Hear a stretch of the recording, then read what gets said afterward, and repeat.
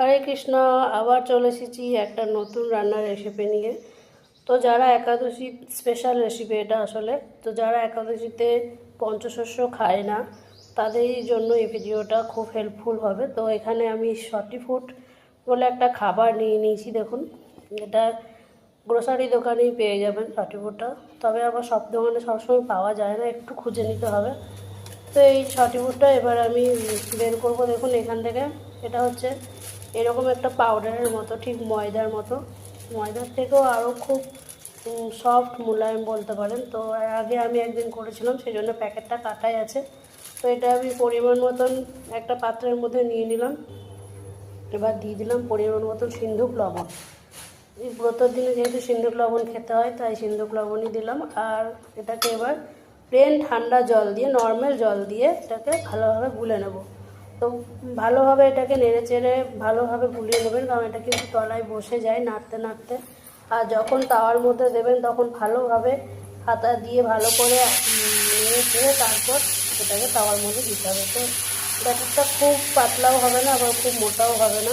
এভাবে আমি একটু ফ্রাই প্যানে সাদা তেল দিয়ে দিলাম, তারপর এটাকে ছড়িয়ে দিলাম।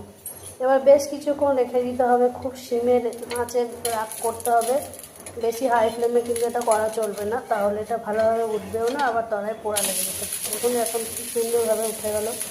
তো এটা দেখতে অনেকটা ঠিক সেই সরু চাকলি পিঠে খাই আমরা, সেই সরু চাকলি পিঠের মতো কিন্তু। আর খেতেও এটা বেশ ভালো লাগে।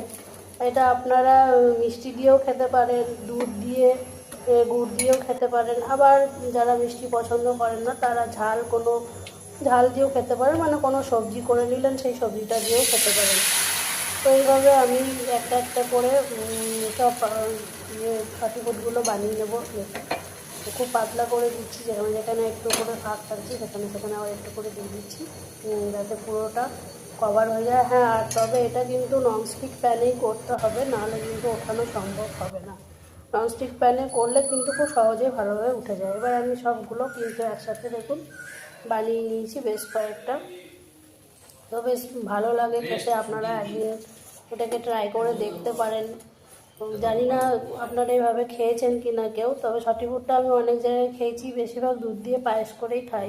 এবার এটাকে আমি ছিঁড়ে দেখাবো। দেখুন এটাকে খুব নরম হয়েছে, খেতেও খুব ভালো। এবার অনেকে নরম খেতে ভালোবাসে, আবার আমার বাড়িতে আবার অনেকেও শক্ত খেতে ভালোবাসে, মানে একটু মচমচে খেতে ভালোবাসে। তো আমি এভাবে দুভাবেই বানাই, আমি একটু নরম নরম খেতে ভালোবাসি, আর আমার বাড়ির লোক আবার একটু বলে মচমচে করে দাও। তো একটু মচমচে করে আর একটু বেশি করে ভেজে দিই, তাহলে একটু মচমচে হয়ে যায়। তো ভিডিওটা কেমন লাগলো অবশ্যই